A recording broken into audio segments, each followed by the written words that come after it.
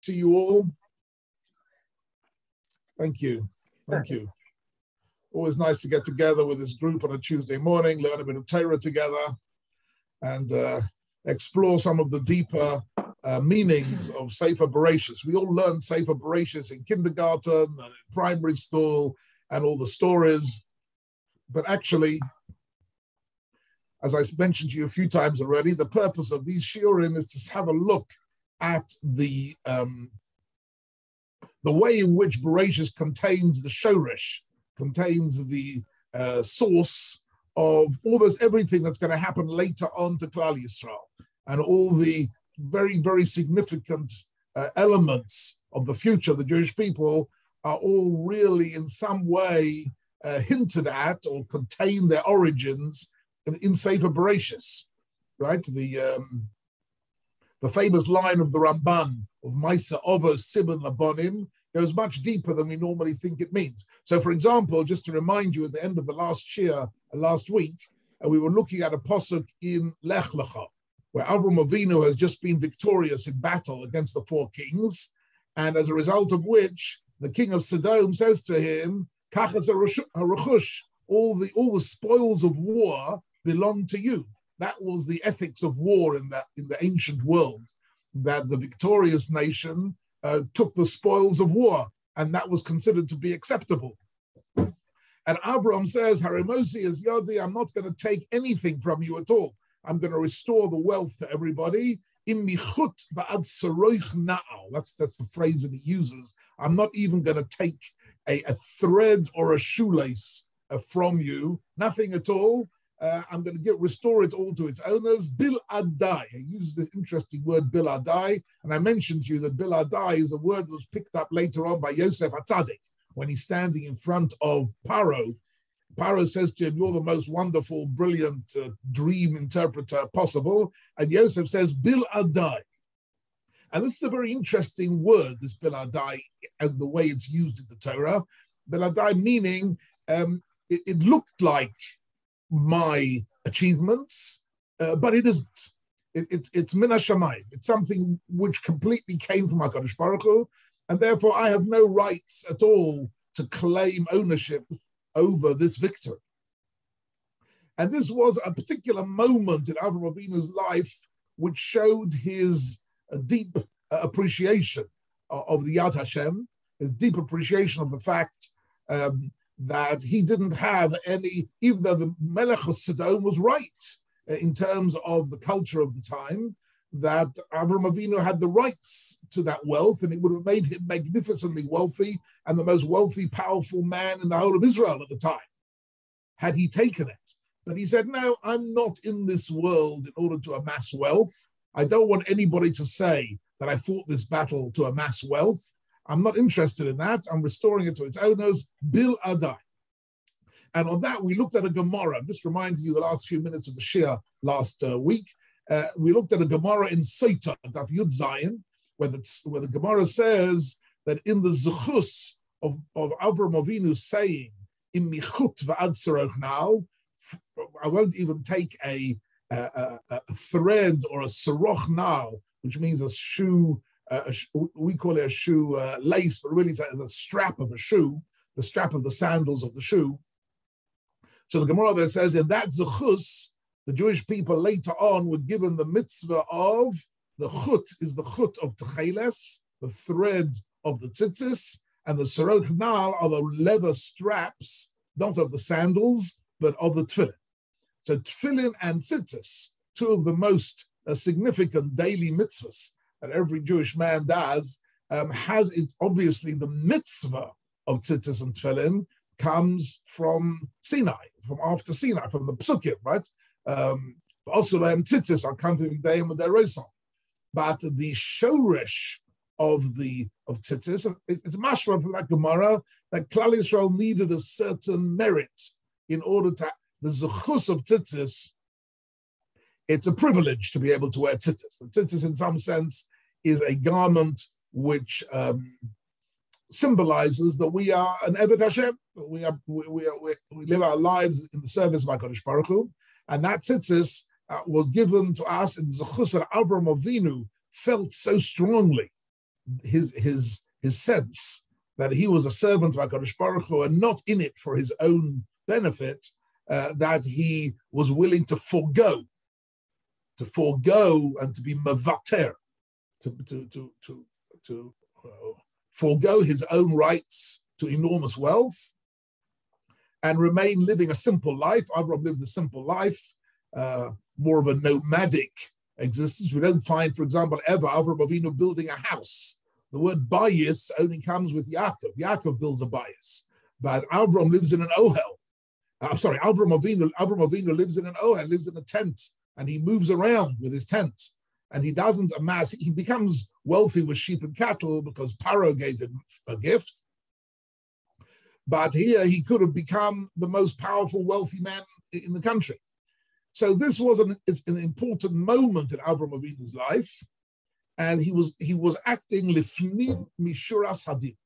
This is actually a very interesting concept. Later on in the Gemara and in Halacha, lifnim mishuras hadin, to go beyond the letter of the law. Even though we're learning Bereshit, I can't resist telling you a 2 or 3 minute anecdote from my life when I was impressed by someone who was in this issue of going beyond the letter of the law. I'll tell it to you very, very briefly, but it remains in my mind as a very fascinating moment. I should once write down some of my memoirs of rabbinic life a little bit, some of the people that I've met and the events that I've had. But listen to this story. You'll be amazed at this story. One of the members of our shul, I don't think he's any more a member, he was with us for a short time. Anyhow, he was a young married man with a few children, and he was making a living by selling diamonds. He was a salesman of diamonds. And the person who provided him with diamonds was a very wealthy millionaire, Haredish, a diamond dealer, not member of Al Kehillah, member of the more Haredi Hasidic world. And he worked with him for about 10 years. I don't know if you know, the diamond business works in a very sort of on trust, in a way which not many records are kept. And there are sort of little notes being made, and the man gave him diamonds to sell, and he sold them and gave them back to him. And anyhow, at the end of 10 or 11 years, this young man wanted to move on and take a different job. So he goes to his employer. The employer was very happy with him. He was happy with his employer. There was no bad feeling. And he says to him, "Thank you very much, I'm moving on." So a week later, the employer comes to him and he says, "Look, I've looked at all the receipts and the accounts I've got of your selling my diamonds over the last 10 years, and you owe me £15,000. There's a £15,000 of goods, right, that I've given you that you sold, and you haven't paid me for." He wasn't accusing him of theft or anything. He was simply saying, in the course of the years, certain amounts accumulated, and there's a debt outstanding. Anyhow, this young man was absolutely devastated by this. £15,000 for him was a fortune, and he looked at the paperwork, and he came to me and he said, "Look, please, Rabbi, try and sort this out for me." Anyhow, to cut a long story short, I invited this Haredish diamond millionaire into my house, and he sat in my study in 42 Princess Park Avenue, and he brought with him a file. We went through the whole file together, and it seemed to be pretty clear that indeed he was owed this money, £15,000. So I said to him, "Look, we'll work it out. The man can't give you £15,000. I will organize for you a schedule of repayments over the next 5 years, 6 years. He'll manage to pay you a monthly amount, and because look, he's a young man with school fees and mortgages and one thing and another." Okay. So he says, "Thank you very much." He gets up to leave. As he's leaving, I say to him, "Tell me, would you like to do a mitzvah?" It's always a good question to ask a yid. Somebody's in a situation, you ask him, "Would you like to do a mitzvah?" So he says to me, "Yes, of course." He says that almost as a knee-jerk reflex to say to somebody, "Would you like to do a mitzvah?" He says, "Yes." I said, "If you'd like to do a mitzvah, my suggestion to you is forget this debt. Just walk away from it." He says, "What do you mean? You just told me that I'm right, that he owes me." I said, yes, mitzad hadin, he owes you the money, there's no question about it. You know what? He's worked for you for over 10 years, and you were happy with him, and he was happy with you. You both made money out of this. For you, 15,000 means nothing. It's nothing for you. it's an irrelevant sum. For him, it's going to be a heavy stone around his neck for years, having to make these repayments. My suggestion to you is walk away from it, be mavater, forego your right to claim this debt. He looks at me a bit strangely and he says, really? Really? Is that what you're asking me to do? Really? You kidding me? So I said, look, I'm not saying to you that's the din. The din is he owes you money. I'm saying to you this is lifnim mishuras hadin. We do things sometimes lifnim mishuras hadin beyond the call of duty, and sometimes we're called upon to forego our rights because somebody else is in. For him, it's a big deal, and for you, it isn't. So forget it. I can see he's standing there in my study and he's grappling with himself inside his heart. And then he says to me, if that's what you think is the right thing to do, that's what I'll do. He took the file, he left it with me on my desk. He says, forget it. Tell him, wish him a lot of success in his new job. Forget the debt. And I was just impressed that he was a guy who was a very tough businessman, a very, very tough businessman who was like known for being, let's put it this, he wasn't known for being mavater. He wasn't known for foregoing his, but here, I didn't force him to, and I didn't in any way push him to. I just said, look, you should know there is a mitzvah here on the table to be done. Here's a young man with small children and mortgages and school fees. Have rachmanas on him, be mavater. Anyhow, so that was a moment of, I can just tell you a very brief footnote on that story, that a couple of years later, this man, who was quite an elderly man, he passed away. And as I say, he was a member of the local Hasidic community. It just so happened that his Rav was out of the country on the day he passed away. And the family rang me up and they said, would I be willing to officiate at the man's levaya? I said, yes, if that's what you want. I said, yes, he always spoke very highly of you and he liked you very much. And please officiate at his levaya. Okay. I'm driving to his levaya and I'm thinking, what can I say about this guy? I didn't know him so well. I decided I'm going to tell this story. This is the story.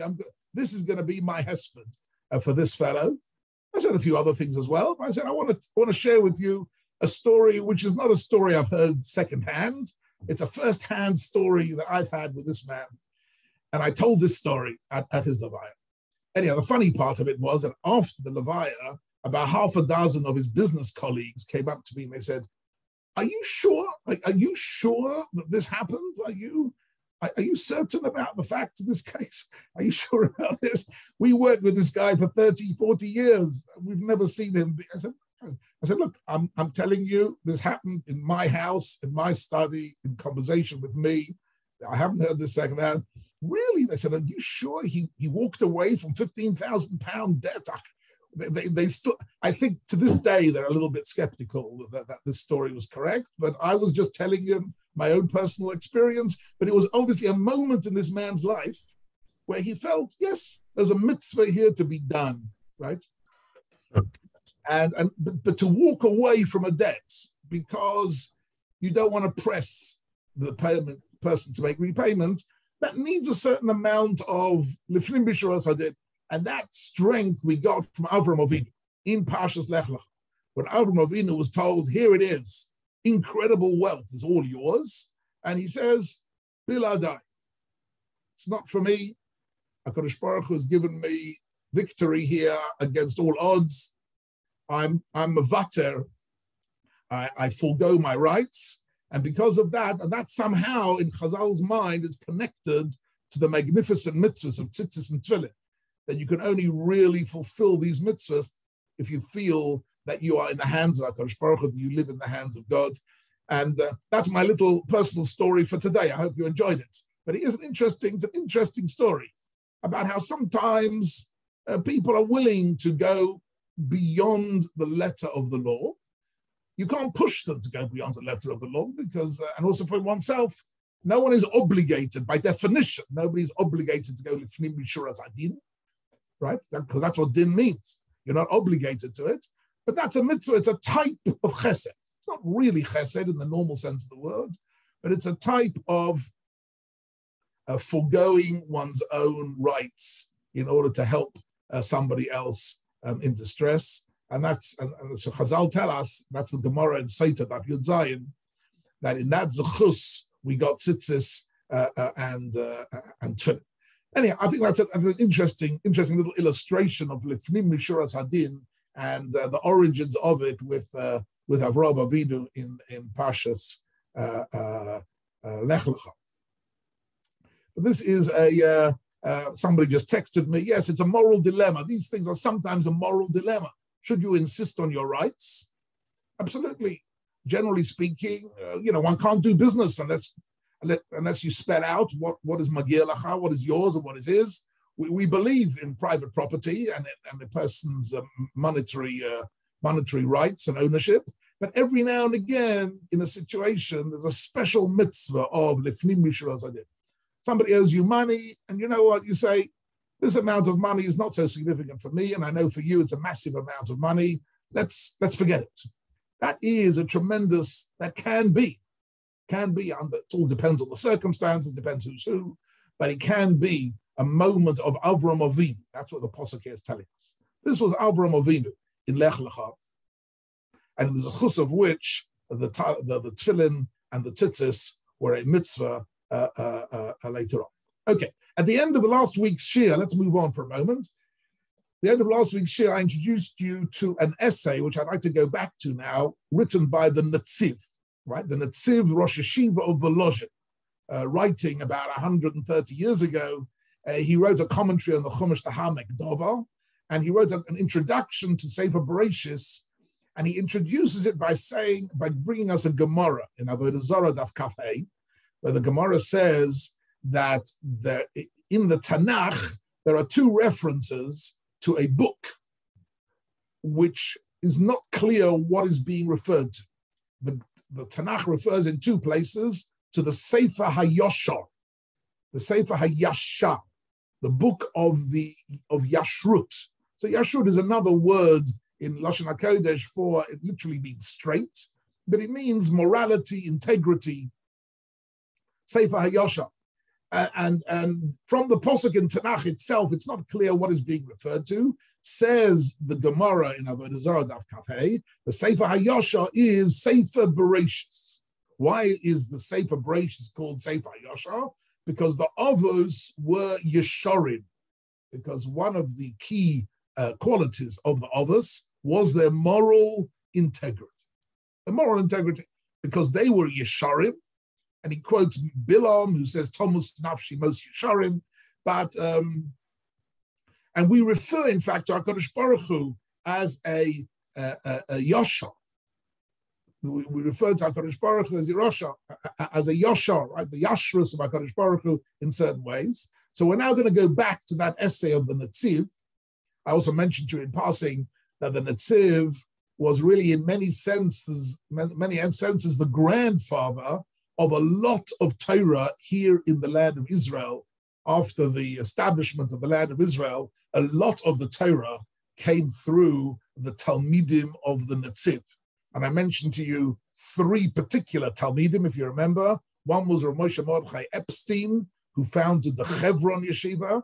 And the Hebron Yeshiva went on, and still today is a real engine room of Torah in Israel today, providing most of the Rabbonim and Dayanim and Mechanchim throughout Israel. Many of them are graduates of the Hebron Yeshiva, founded by Rav Moshe Mordechai Epstein, a Talmid of the Netziv.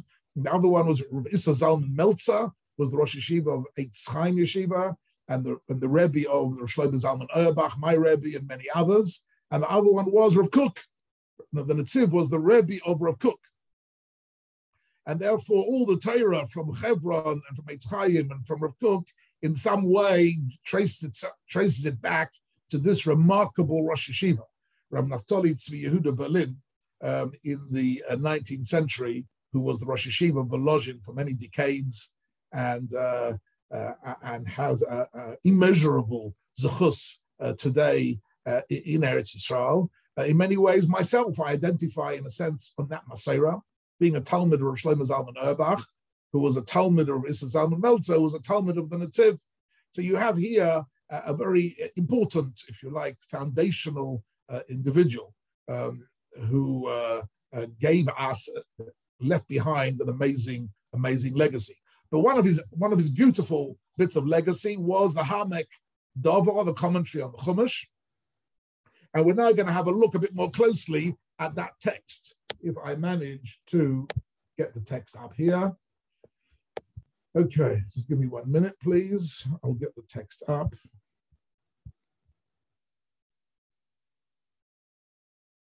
Second, let's see. Okay, back to the screen. Share screen. Save. Share. Good. How are we doing? Is there a text up? Yes. Thank you very much. Thank you very much. Okay. So, in the context of this essay, he quotes two psukim here, which we're familiar with from Hazin. Let's just look very briefly at these psukim. One of the reasons he quotes this pasuk because this is one of the psukim in the Torah which describes HaKadosh Baruch Hu with the attribute of Yashar. Can you see here? Famous pasuk. Hatzur Tamim Pa'aloi. Right? Hatzur. HaKadosh Baruch Hu is the rock. Right? And his work is perfect. Kichol Derochav Mishpat. All that he does is b'mishpat. Right? Kichol Derochav Mishpat.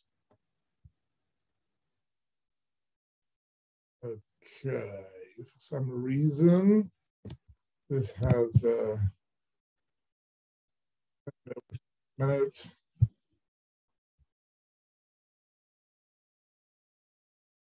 Jumps around a little bit.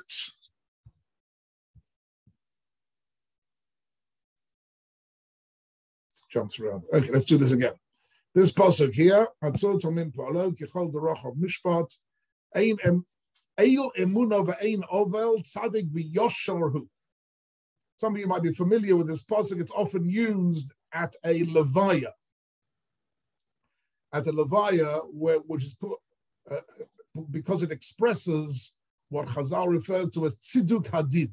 Right? When you make a bracha, chas v'shalom, at a bereavement of Dayan Ha'emes, what we're saying is that even though we don't understand the ways of HaKadosh Baruch Hu, we accept that Hatzur Tamim Pa'alot Kechol Derochav Mishpat, that the ways of HaKadosh Baruch Hu are all justice and justified, even though we don't understand, right? Because we've only got a very small perspective on what's happening.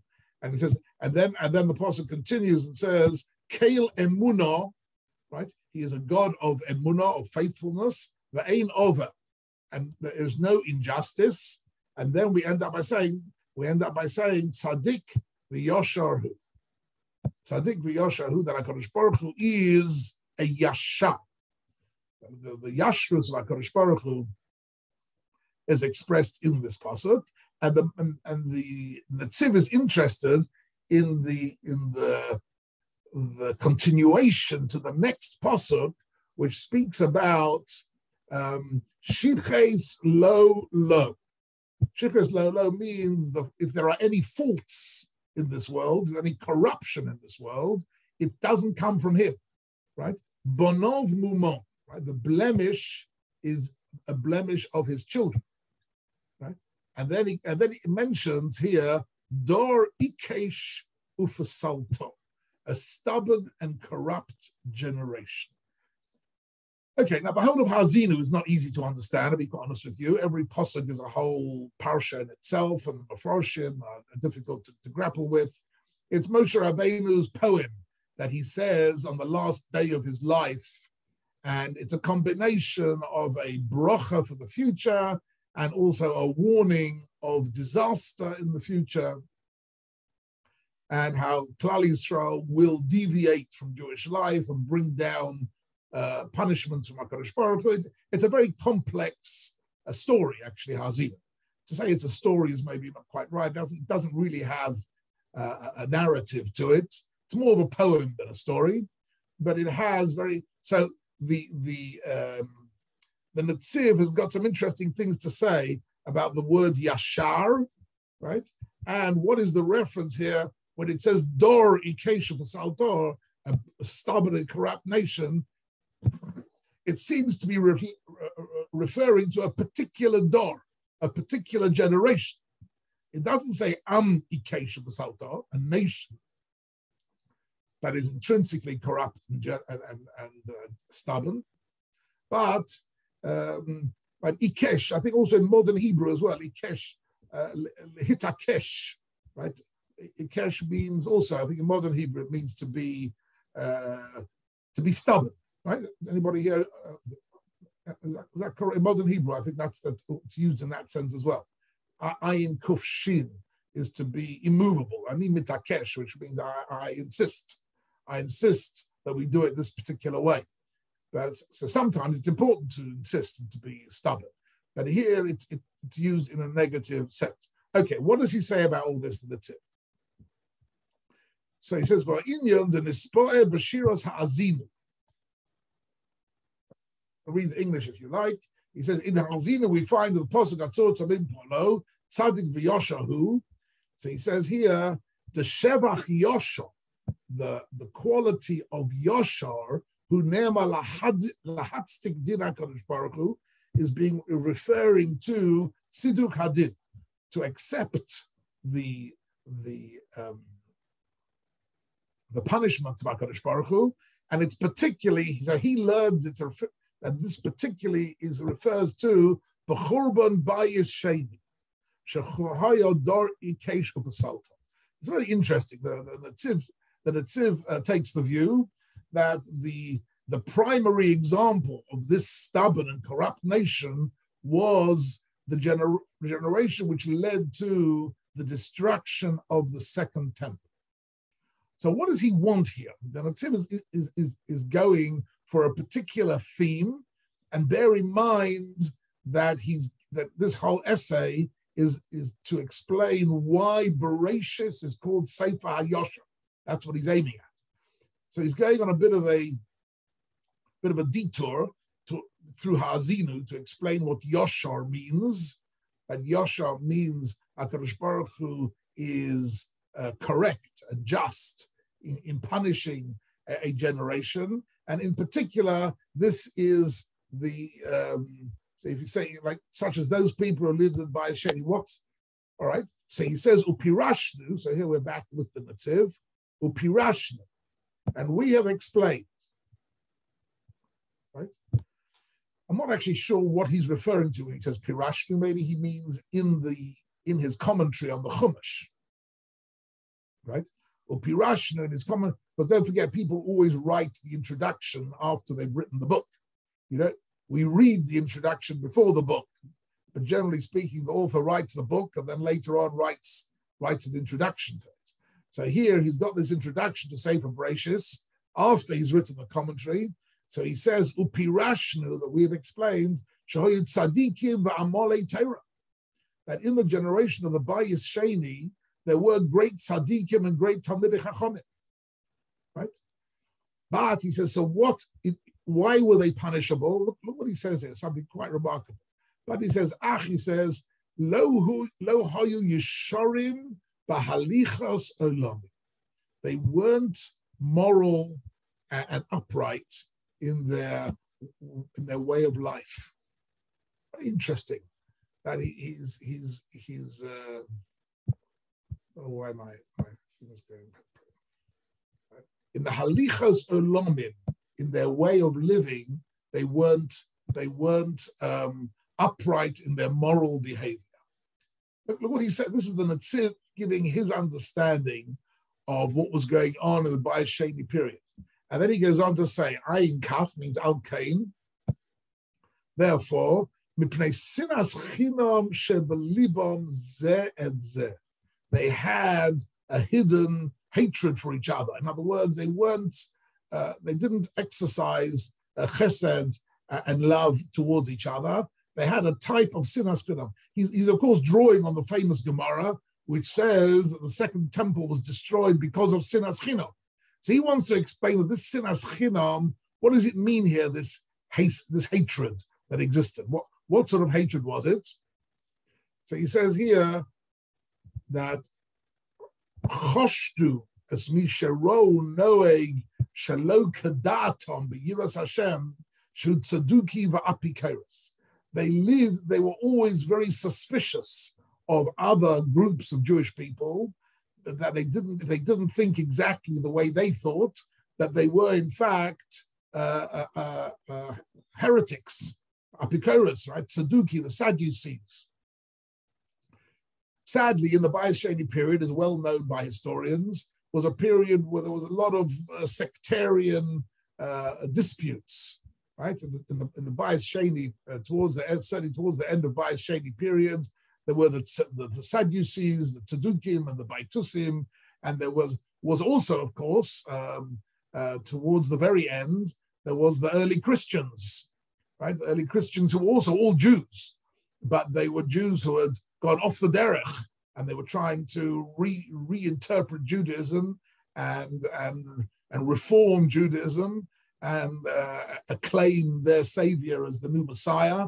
And it was a time of great confusion during the Bayis Sheni period. Maybe it's a subject for a whole separate shir, but the Netziv here is saying that because there was a lot of apikorsis around, that caused a lot of hatred. And that hatred affected the Yashrus, people's Yashrus. I must be honest with you that this particular essay of the Netziv I find always very contemporary. I find his description of that nation and the situation that we have today, very few people who have strong views about Yiddishkeit and about Jewish life and morality are willing to live and let live. In other words, are willing to live happily together with people who they disagree with. Just imagine, Rabbi Isai, for a minute. Imagine a world in which the Hasidim and the Misnagdim and the Sfardim and Bnei Barak and all the different, and the Dati Le'umi and Rav Kook and all these different groups of people who all have in common an emunah in HaKadosh Baruch Hu. They all have in common emunah in the Torah. Imagine they were able to live peacefully and happily with each other. Imagine you could have shchunot, you would have areas in Israel which was a blended mix of Hasidim and Misnagdim and Kippot Srugot, all living happily in the same apartment buildings, davening in the same shuls, and acknowledging each other as comrades in Klal Yisrael. It's almost difficult to imagine. Are you imagining this scene a little bit? You know, to imagine what that might look like.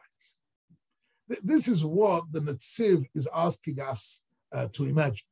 He's saying Bayis Sheni was a period, in the Second Temple period, 2,000 years ago, was a period where there were lots of different, what they call sectarian groups, breakaway groups from Klal Yisrael, right?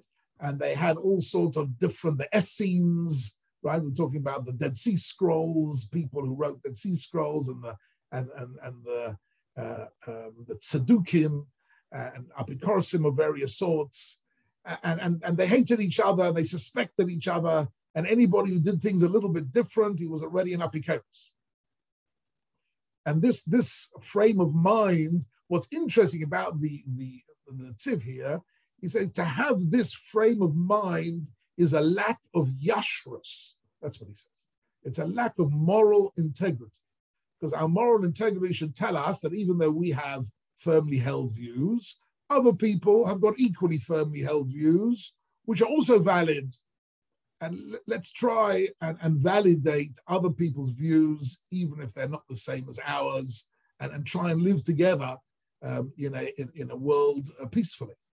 It's I don't know, people of our age, whenever you say imagine such a world, people think about John Lennon singing a song. Imagine the Imagine song of John Lennon. I'm not for a minute advocating John Lennon's version of Imagine, right? Because John Lennon's version of Imagine is a different story completely. You know, imagine there are no religions, imagine there are no beliefs at all, and people just live together in harmony without any nations or without anything at all. It's it's the ultimate hippie statement of the commune, people living together without any boundaries, without any beliefs. That is the imagine of the 1960s and 70s. But the imagine of the Netziv, Lahavdil Elef Avdalas, is a different imagine, but it's also an imagine that we're able to live happily with people that we disagree with, that people of Kippas Ruga, that people in the modern Orthodox Hesder world will be happy to go and daven in a shul of Gerach Hasidim, and the Hasidim will be happy to daven in a shul of the Hesder Yeshiva boys, and everybody is able to maintain their own customs and maintain their own beliefs, but at the same time live together happily with others. This is a very, very interesting statement of one of the greatest halachic and Talmudic minds of the 19th century. And he says, when the Avos are called Yoshar, what they mean is, not only were they totally dedicated to be Ovdei Hashem, but they recognize that other people did it differently and that that's fine. And they were not, and part of their yashrus was to go in a sense, lifnim mishuras hadin, and not to be judgmental of the way other people do it. Right? And this is something which I've always tried to fight against my whole life, tried to bring up my children in this way, but it's actually relatively a rare quality. People tend to think that the more firmly you hold your beliefs, the more firmly you have to negate and invalidate people whose beliefs are even very slightly different. We have, for example, today in Bnei Brak, the spectacle of the fights within the Litvish world between what's called Peleg and Degel. You probably don't even know what Peleg and Degel are, but because of Peleg and Degel, these are two different groups within the Hasidic world, and every now and again there are fights within the Ponevezh Yeshiva between the Peleg faction and the Degel faction, and they can't stand each other. And really, there's almost no difference at all between them, but there is the slightest nuances of ashkafic differences, and this erupts every now and again into hostilities of various sorts. Anyhow, the Netziv is writing 120 years ago, and he's already telling us that if you're going to read Sefer Bereshis properly, what you need to do here is understand what it means to Sefer Hayot. So that's what he says here. Right? So he says, because they suspected each other, Ubo'u al yidei zeh lidei shin dalad. Shin dalad is shfichas domim. Right? They came even to a level of shfichas domim, of murder. Right? But derech haflogo l'chol harosh ba'olam and shechorav habayis. In other words, they weren't actually murdering each other, but what they were invalidating each other. Everybody was invalidating everybody else, and only I know the true Judaism and the true Torah. Right? And that's what the posuk means. Dor ikesh of the saltol. So he says al zeh hayotziduk hadin, and that's what we're saying. That the destruction of the Ba'as Sheni was yashar. Shakadosh Baruch Hu yashahu. Okay, so here comes what I think is really the punchline of this whole essay. So he says here something very, very, I think, very, very powerful and quite radical. So he says here, Shakadosh Baruch Hu yashahu. What do we mean that HaKadosh Baruch Hu is yashar? Ve'eino sovel tzadikim ka'elu. And HaKadosh Baruch Hu doesn't want tzaddikim who don't have yashrus, who don't have morality, even if they're tzaddikim. But tzaddikim without morality, says the Netziv, is not the Torah that we've learned from Avraham, Yitzchak, and Yaakov. And that's why he says the book of Bereshis is so important, because it contains, right? So he says the book of Bereshis teaches us yashrus. Ella, he says, ba'ofen sheholchim b'derech hayosha gam b'halichas olam. The Torah is telling us that what HaKadosh Baruch Hu wants from us is to go b'derech hayashar, to go in the path of morality, gam b'halichas olam. Also in matters, what does he mean here by halichas olam? Halichas olam means in worldly matters. right?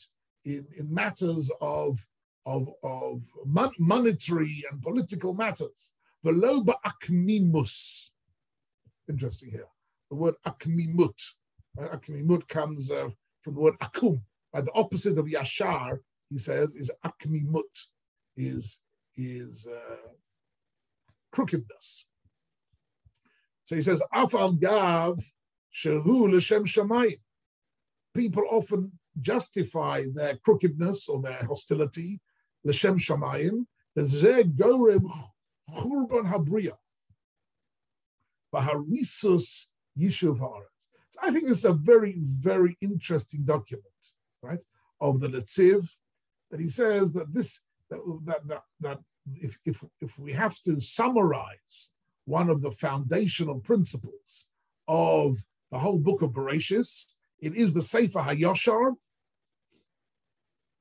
which tells us that HaKadosh Baruch Hu is Yashar, and therefore Yashrus is a quality that we need to aspire towards. And the Avos were the Yasharim.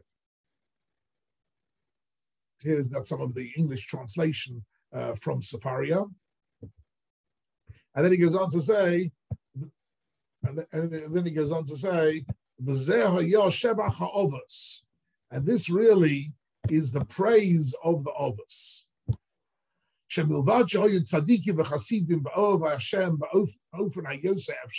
I'm reading now the first line here on the highlighted text.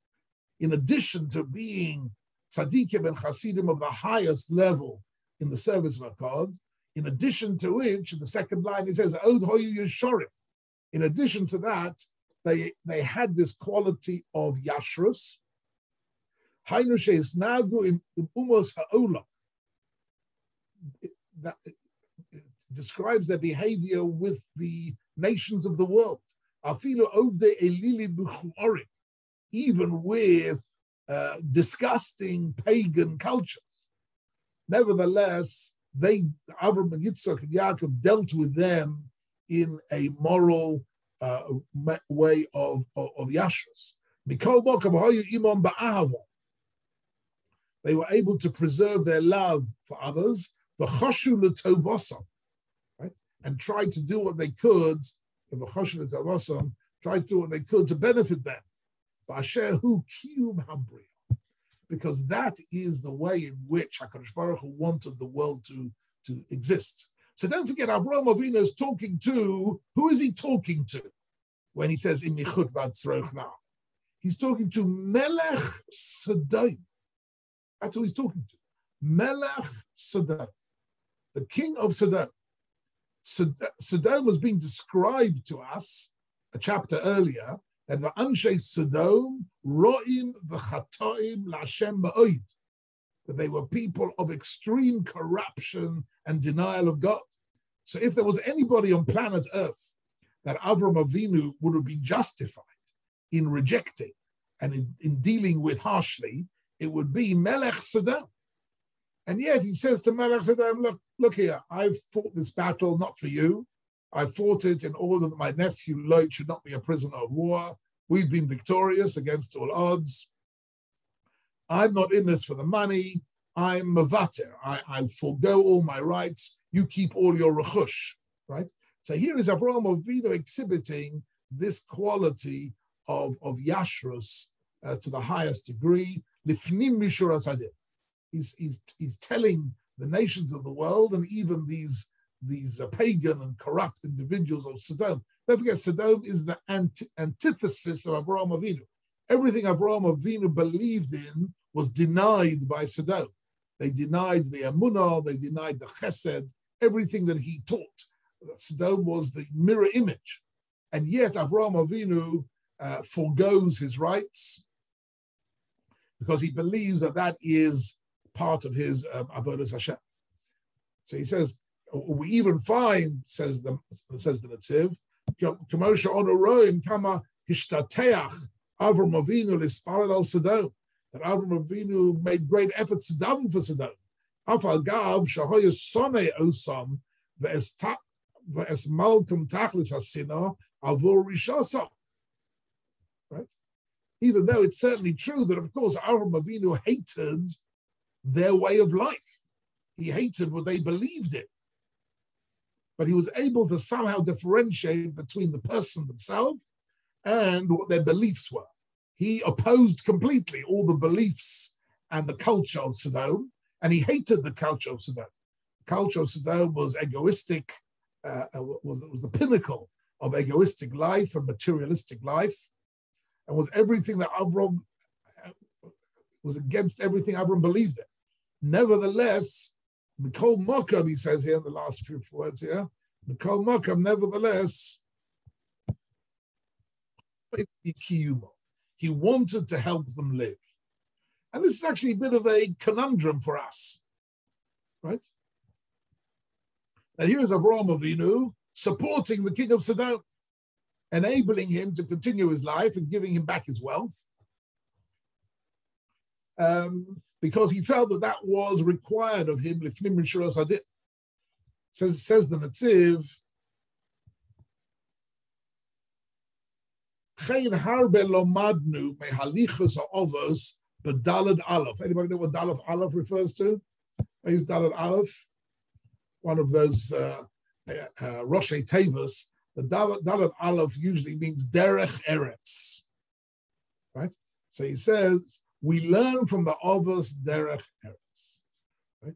Mashashayach, and he says Mashashayach lekiyum olam umiyuchud lezeh sefer shehu sefer habriya. So here he's making a very interesting conceptual connection. He's saying, so of course, in the beginning of Sefer Bereshis is correctly described as Sefer Habriya, an account of creation, or how the world came into existence. But after you've understood that the laws of nature came into existence, the next thing you need to understand is how the laws of morality and derech eretz came into existence. And that's really, I think, one of the building blocks of my whole learning of Sefer Bereshis, is looking for what the Torah is telling us about the building blocks of morality. Because like there is the laws of nature studied by science, there is also the principles of morality, right? Studied by, if you like, moral thought. What is the correct moral behavior of a human being? So he chooses, the Netziv chooses to use the overall category as Yashrus. Yashrus for him is a sort of a super category, which includes within it all different types of derech eretz, morality, and the Lifnim Mishuras Hadin. All these others are subcategories of what he calls Yashrus. And that is why Bereshis is called Sefer HaYashar. But here he's saying that actually the way HaKadosh Baruch Hu created the world, that the creation itself, right, can only really be sustained if Yashrus is practiced somehow. Right? That is the Kiyum Ha'olam. So a Sefer Bereshis is the creation of the world, and is also the way the world is spiritually sustained is through the practice of Yashrus. The final pasuk also of Mitzvah Shel Shabbos, we say Lahagid ki Yoshor Hashem Suri v'lo avloso boy. Lahagid ki Yoshor Hashem. Martin's trying to show me something. Yes, Martin. What are you trying to show me? Sefer HaYoshor. What is it? Sefer HaYoshor. The book of the Yoshor. So what book is that? Who wrote that? It's all there. Say it. I'm afraid on the screen I can't. You can't read it. I can't. Mordechai Menael Noah. Okay. If one wants to write a book about sort of Torah morality of some sort, Sefer HaYoshar would be a good title for it. I'm not personally familiar with this book, but what's interesting is that this title, Sefer HaYoshar, appears in Tanakh in a bit of a mysterious way. I'm afraid the screen is not big enough for me to really... Sorry to interrupt. No, you're not interrupting. Let me just see if I can expand your screen. No, I can't expand it. It doesn't matter. I'll look it up. I didn't know there was a book out called Sefer Yosha, but I can imagine. I'll see if I can find out something about it. But for the Netziv, what do you say, Shirley? It's in English. It's in English? Yes. What's the name of the author? Mordechai Manuel Noah. Noah. H. Noah. No, like Noah.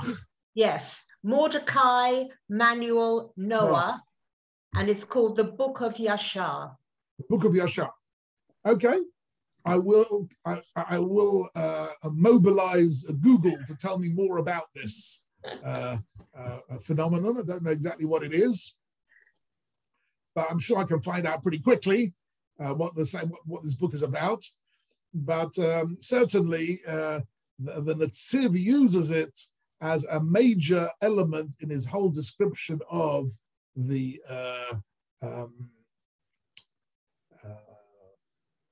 of the book of Bereshis. We actually looked at a few weeks ago, 2 or 3 weeks ago, we looked at the question the Mefarshim asked about why Avraham went into battle at all against the 4 kings. Now it's true he went in to save Lot, but Lot was a Russia. Lot had abandoned Avraham in preparation for in preference for the, someone just sent me a text, of course, which is a very interesting connection here.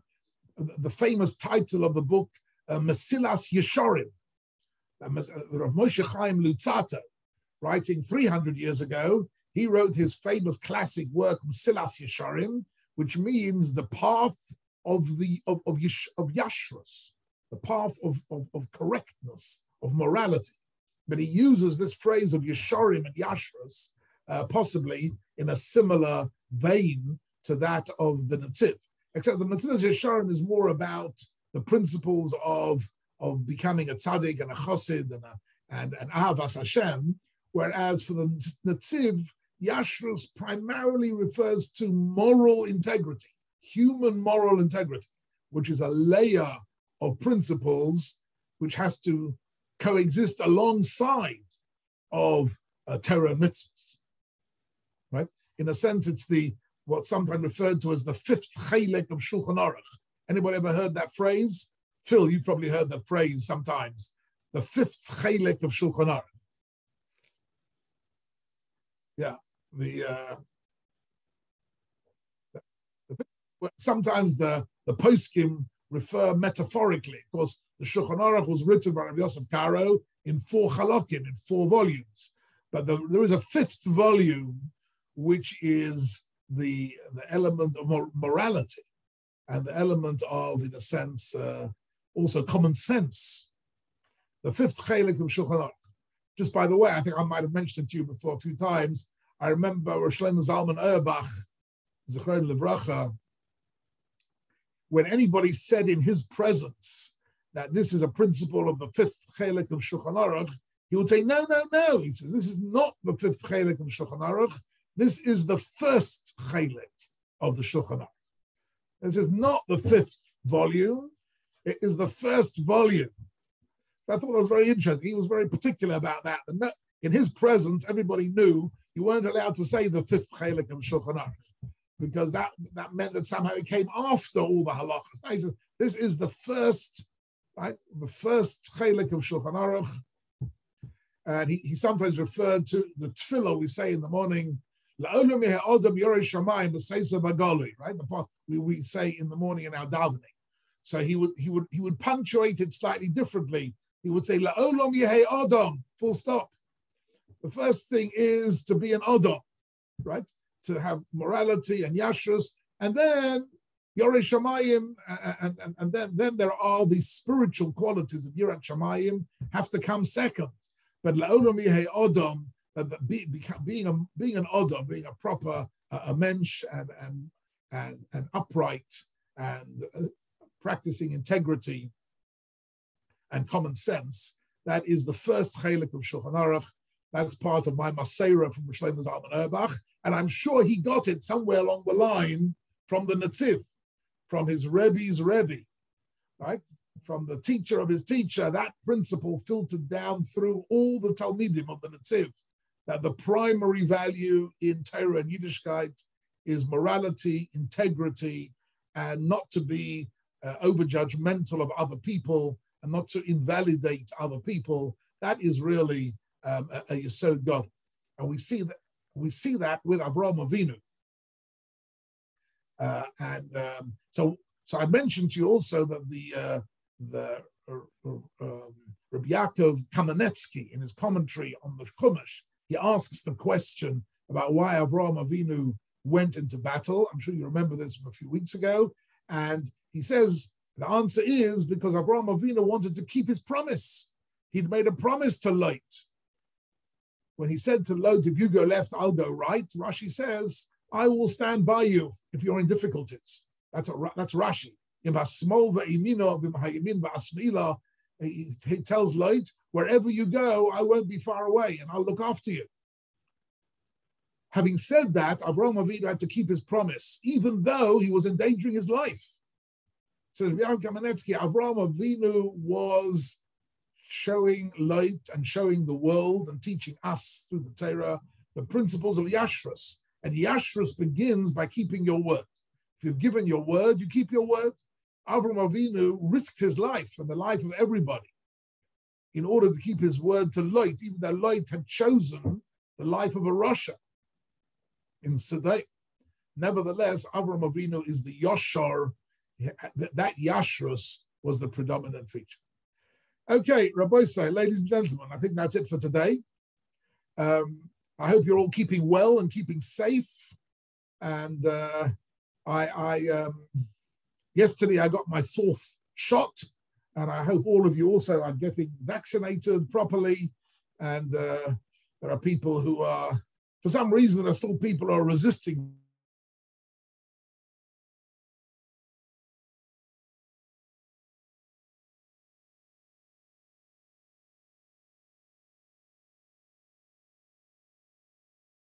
You've muted yourself. Sorry. I was just saying I've got a friend in Bnei Brak whose wife is in the Shidduchim world of Bnei Brak, but they're very concerned that it's very important for them that people get vaccinated. Unfortunately, in Bnei Brak, there's a whole group of people who refuse to get vaccinated. So he says when his wife does Shidduchim inquiries, the first question they ask is, are you vaccinated? Before they ask whether you're Hasidish or Litvish or Frum or whatever, if you're not vaccinated, then that's it. I'm not doing any shidduchim. We're not doing any shidduchim with you if you're not vaccinated. It's become a major issue because you don't want to have a shidduch with an individual and a family who are not vaccinated, right? Because that raises all sorts of crazy problems. Anyhow, so in the shidduch market, this has become a new question in the list, in the tick the box list of shidduch questions. Whether you're vaccinated, so if any of you want to make a shidduch, please get vaccinated properly and make sure that you're protected properly. And please God, we'll meet again next week. All the very best to you all. I hope you enjoyed this